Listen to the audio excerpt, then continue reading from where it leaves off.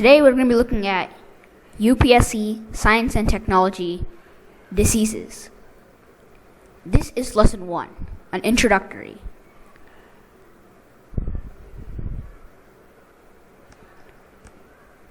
So, in this video we'll be covering the following topics. First of all, what is health? Second of all, what is disease? Next, what are the signs of a disease? The types of diseases? And then in the end, we're going to be analyzing 5 different bacterial diseases. So, without any further ado, let's get started. So, what is health? Health is a state of being in which an individual is able to perform well socially, physically, and mentally. So, in other words, it's physical, mental, and social well-being. So, the definition of health will vary from person to person or community to community. For example, the definition of good health for senior citizens would be the ability to carry out their daily chores, communicate with other people, and just stay comfortable. Whereas for an athlete, the definition of good health would be having good endurance, good stamina, strength, agility, whatever it may be. So that's why when we're looking at health, we look at how it affects the different communities, different groups of people, different groups of society, or even individuals. So, next. Factors that influence our health. First of all, our physical environment. Our physical workspace, the area where we eat, work, play, sleep. It's important to maintain good hygiene in our physical environment to avoid diseases. Next is our social environment. So in other words, whether we live in an urban area, a rural area, or a suburban area.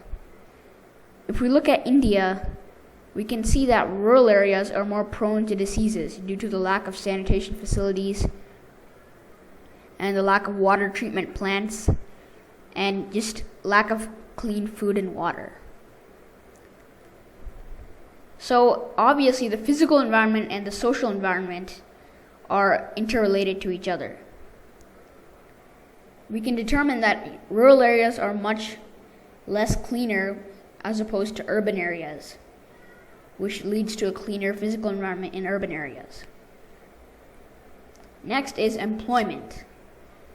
The key component of maintaining good health and well-being is having a well-balanced, nourishing diet.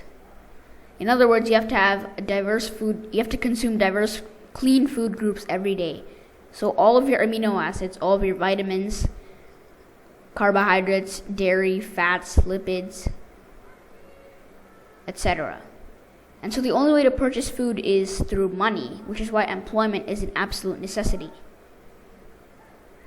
And obviously, it can be observed that urban areas have much greater employment opportunities. So once again, the social environment is interrelated with the physical environment and also plays a significant role in employment.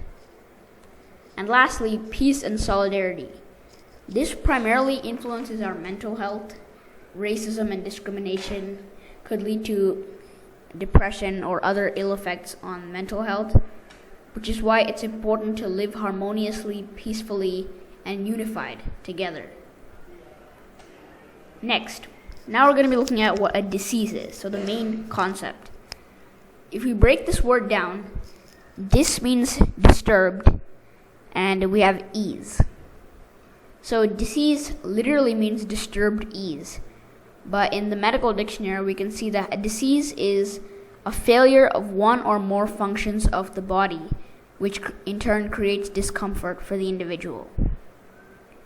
So our body is composed of several cells which coalesce to form tissues and organs, and each tissue and organ has a significant function, which must be carried out to maintain homeostasis.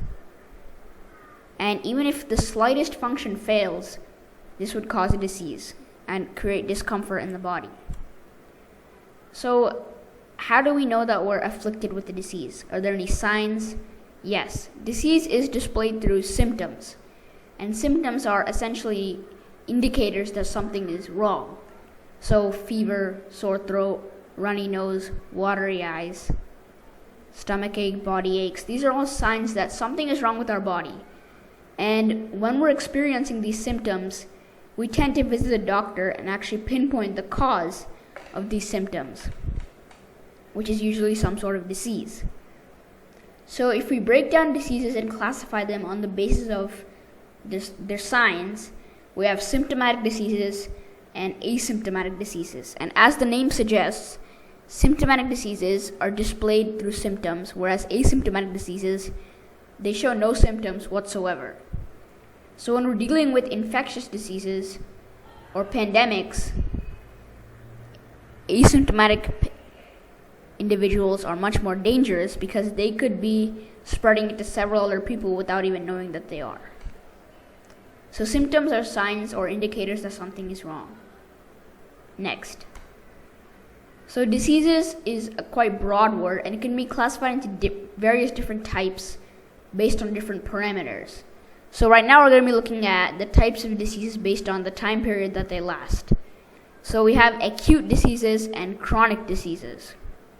Acute diseases typically last for a very short period of time. They're quick, short, and they don't have a major toll on our lives. Whereas chronic diseases could last for a prolonged period of time, and they're slow and gradual and could have a major effect on our life in the long run. So let's take an example of a student. If a student is suffering from an acute disease, like a common cold, it would take at most 1 week tops for them to recover. And although they may have missed a few assignments and just a 1 week of school, they'll easily be able to catch up with the rest of their peers. So this shows that acute diseases don't really have an effect on our life in the long run. Chronic diseases, on the other hand, if the same student is affected with a chronic disease such as cancer or tuberculosis or pneumonia, if it's aggravated, then they would miss months or even years of their academic year, their academic sessions. And not only will they miss several assignments and several lessons, but this will negatively impact their ability to learn. So, moving on. Types of diseases based on their means of spread. So,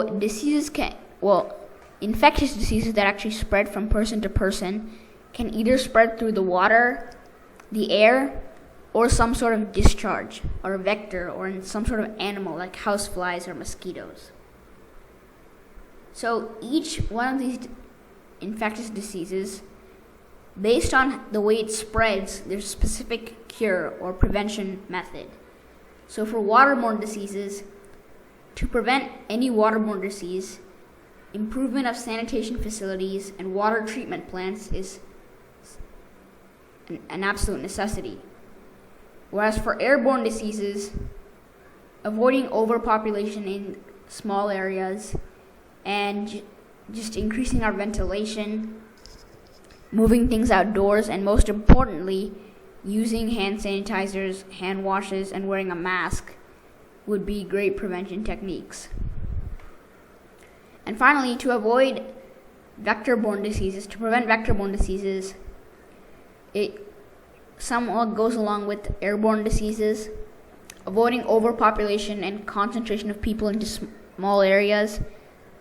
So improving our living conditions and avoiding distilled water or distilled food, and just keeping out houseflies and mosquitoes. So determining how this disease spreads will make the job of finding a cure or finding a prevention technique much easier. So the next classification of diseases is based on their ability to spread.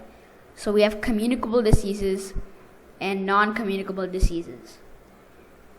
So communicable diseases are infectious, and as the name suggests, they can spread from person to person through direct or indirect contact.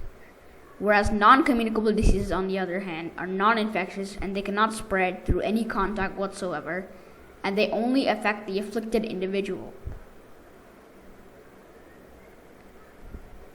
So communicable diseases can be further classified into the different pathogens that cause these diseases.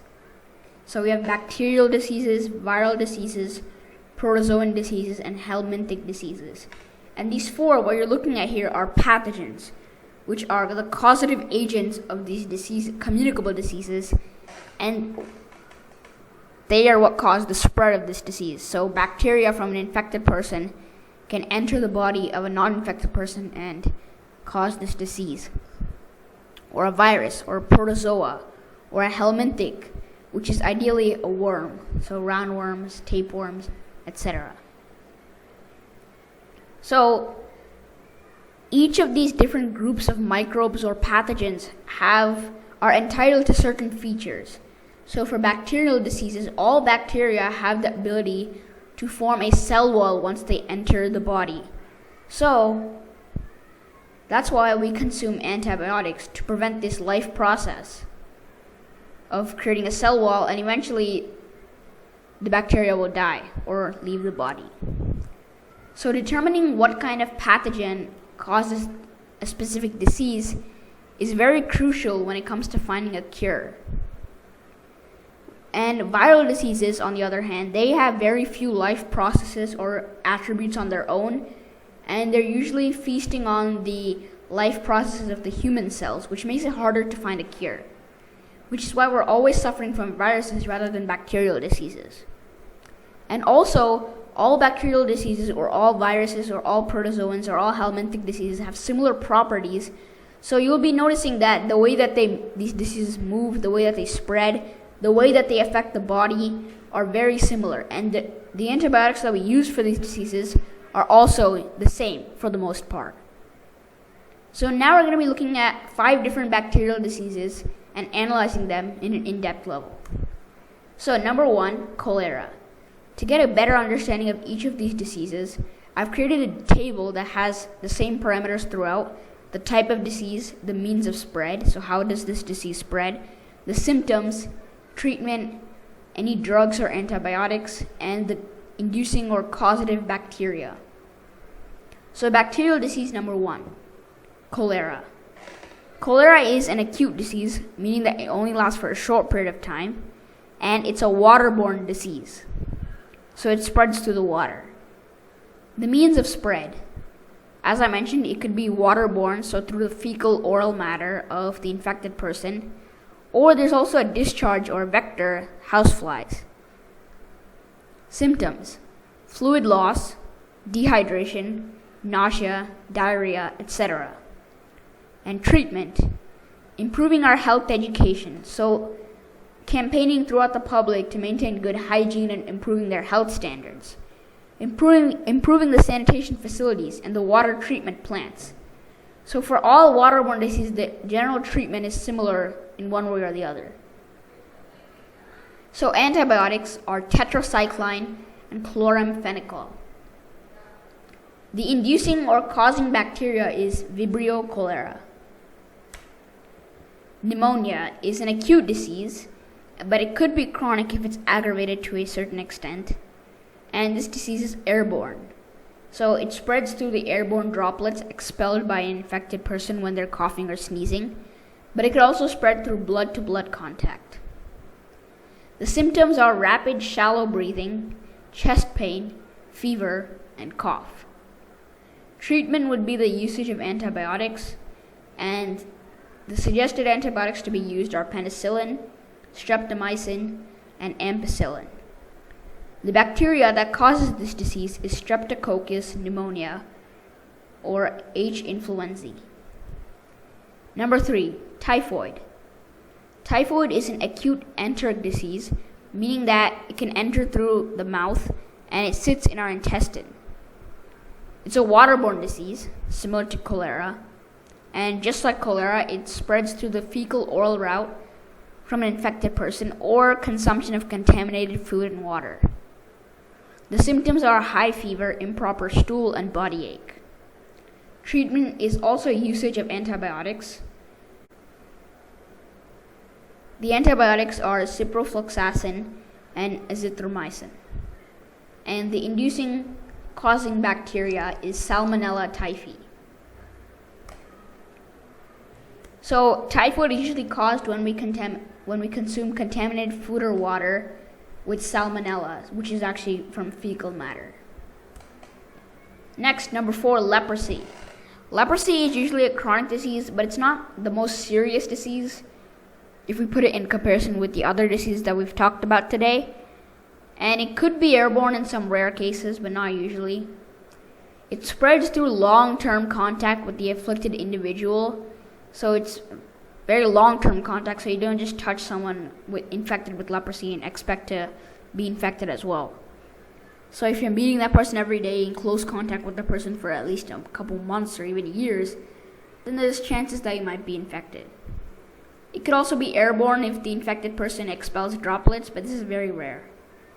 The symptoms are hypopigmentation, which is a condition in which we start losing our pigment cells and we start losing our skin color. And it also affects our peripheral nerves, which impact our coordination and sense of direction. Treatment is MDT, also known as multi-drug treatment. And the bacteria that causes this is Mycobacterium leprae. So the final disease for today is tetanus. So tetanus is an acute final disease. Tetanus is an acute fatal disease, and it spreads through contact between the contaminated soil and wound. So the bacteria that causes tetanus is called Clostridium tetani, and it's found in the intestine of a horse. So if the fecal matter of the horse enters the soil, and this contaminated soil gets into contact with a wound, so like a cut, a gash, or just a slight scrape, if it gets in contact with this wound, then we'll be infected with this disease. So the symptoms are lockjaw, which is a severe condition in which our jaw is locked or cemented in a certain position and we're unable to move it, stiff muscles, and a fever. The treatment usually involves a vaccination, so vaccination every 5 or 6 years with Tdap, DTaP, etc. And the antibiotics are penicillin. So now let's do a quick checklist of our agenda from the beginning of the video. So we covered what is health, we covered what is disease, we covered the signs of a disease, also known as symptoms, we covered the types of diseases, and we covered 5 bacterial diseases and analyzed them. So here's a quick foreshadowing of part 2, also known as lesson 2. We'll be talking about 3 more bacterial diseases: plague, tuberculosis, and pertussis, also known as whooping cough. And we'll also be analyzing some viral diseases, so stay tuned for that. Thank you so much for watching. Stay tuned for the next video. As always, I really appreciate the support. And until the next video, this is NewShellTube signing off. Peace.